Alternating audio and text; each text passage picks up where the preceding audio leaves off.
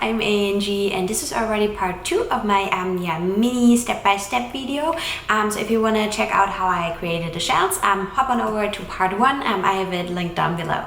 And today we're creating the filling, and then we also finish up our chocolate bonbons. Now for the filling, I thought we would make something kind of easy, so we're making an orange ganache, and I've never tried out this recipe before, so if I have to make some adjustments, I will definitely let you know. Let's do it! We started with our cream, so here I have 100 milliliters of cream, and we bring it to boil with 1 tablespoon of glucose syrup. Now you do not need the glucose syrup. You can also replace it with a tablespoon of sugar.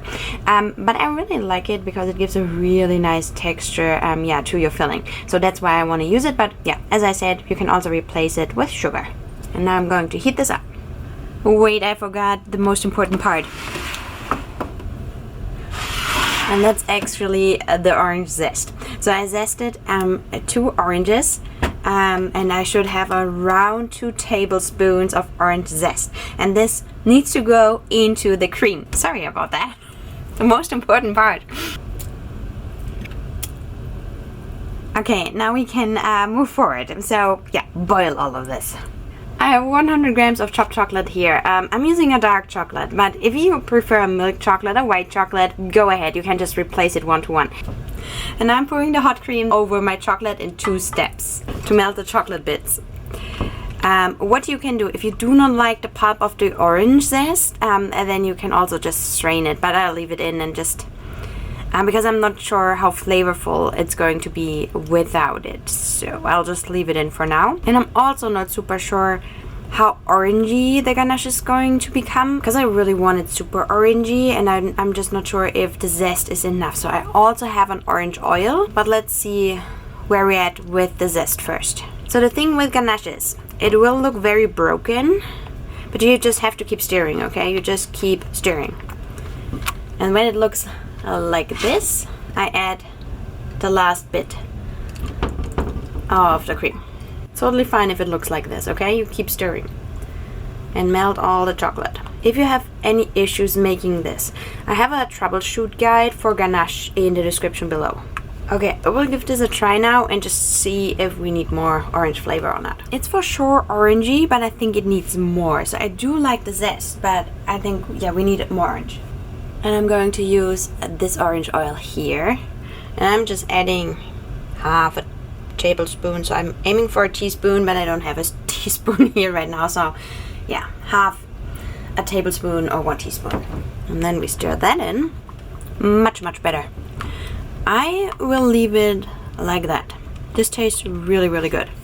The last thing I'm going to do now is I'm going in, like, blending it with my immersion blender here, just to make sure that I don't have any chocolate lumps in there. And I do have some texture in my ganache because of the orange zest, but like I mentioned, you can strain it out before pouring the hot cream into the chocolate. But yeah, I'm just mixing this really quickly, and then our filling is done already. Okay, the next thing is that we have to pipe our chocolate into our mold. I have single-use piping bags here, but you can definitely use reusable ones. I also have some, but I just have the single-use ones here right now. And I like to use a glass and just pull this over so it's easier to fill the bag. And one really important thing to mention is that your ganache, the temperature of your ganache shouldn't be higher than 30 degrees Celsius. If you pipe in a really hot filling into your chocolate shells, you will kick them out of temper. And we do not want to do that. So yeah, make sure it's cool enough.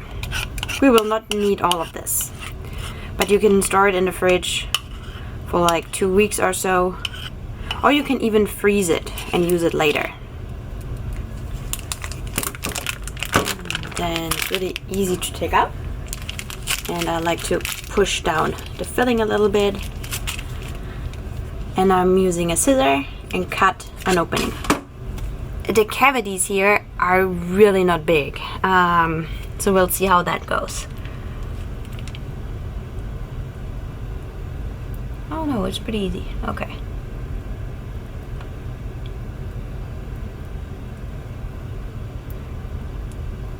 It's the first time I'm having that sort of mold. So we'll see how that goes. Oh, not great. Over here.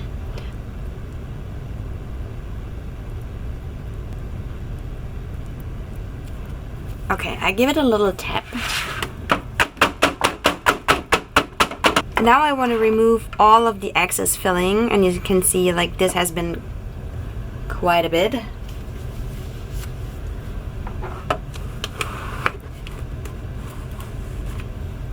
And what I like to do then, especially where I see that there's too much filling on some spots, yeah, I like to use the edge of my spatula and push the filling into the corners or where it needs to be. I'm not sure if I've been doing a great job filling these, but that's where we are right now. Now, our ganache needs to crystallize, ideally overnight at room temperature. I don't have the time, so I pop it into the refrigerator for like 30 minutes or so, and then we can finish them. Okay, now we have to temper our chocolate, and you've seen me doing this in the last video as well. So this is my cacao butter seed, and this is how I temper my chocolate. There are multiple ways to temper your chocolate, but I just prefer it that way. But yeah, you do it your way. Google it, look up on YouTube how to temper chocolate, find your own way. So basically what I did here is I'm just grating my cacao butter seeds that I made from scratch, and then I have melted my chocolate to about 40-45 degrees Celsius, and now I'm cooling it down again to 35 degrees Celsius. So let's see where we're at. And I'm using this thermometer. So we are, where are we? Around a little bit higher than 35 degrees Celsius. I'll just wait a little bit longer, but once I've hit the 35 degrees Celsius, we're ready to go. We are ready to go, so now I'm adding the grated cacao butter. I stir it in. I have melted about 250 grams of chocolate, and I've added 1% of cacao butter seed, so that's about 2 to 3 grams. Alright, and now we're just adding the last layer. Okay, so I just pour my chocolate over it to create the shell. And I'm using my spatula again. I'm standing at a weird angle, so yeah, I'm just slowly but surely pushing it down. Now there's a lot of mess around here, so I will also clean this up. And that's it. So now I will let this cool down for maybe 20 minutes or so, and then we're good to go and give it a try. Let's see how they turn out. So just flip over the mold. Woo.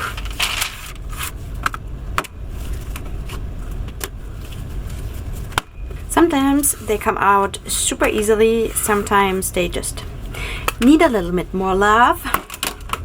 Well, let's try some. I'm a little bit worried that they might be not sweet enough, but let's see.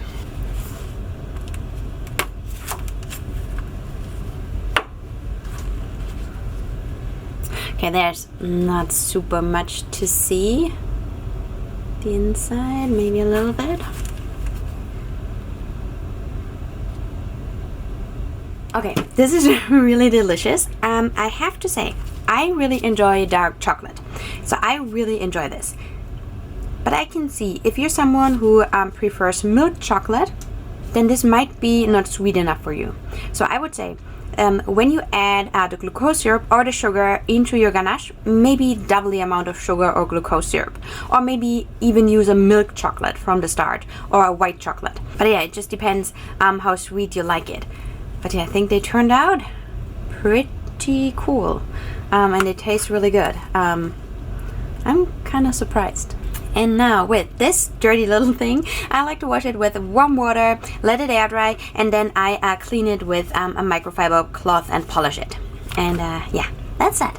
We're at the end of the video, and there are two more things that I want to say here in the end that I also kind of mentioned already during the video.